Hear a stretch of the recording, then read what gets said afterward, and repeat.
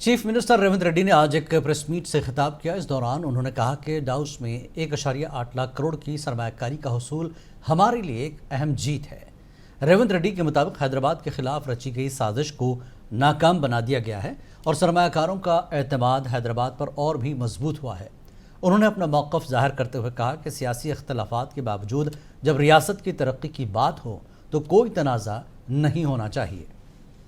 కలిగించిన బలమైన నాయకత్వం కాంగ్రెస్ నాయకత్వం ఆ కాంగ్రెస్ నాయకత్వంలో ఏర్పడ్డ తెలంగాణ రాష్ట్ర ప్రభుత్వం పట్ల 13-14 నెలల్లోపనే సంపూర్ణమైన విశ్వాసం చూపించి 1,80,000 కోట్ల రూపాయలను తెలంగాణ రాష్ట్రంలో అంతర్జాతీయ స్థాయి సంస్థలు పెట్టుబడులు పెట్టడము ఇది నిరంతర ప్రక్రియ। నిరంతరం మా ప్రభుత్వం చేసిన కృషిని మా ప్రభుత్వం పాటిస్తున్న విధానాలను రాజకీయపరమైన అంశాలలో విభేదించిన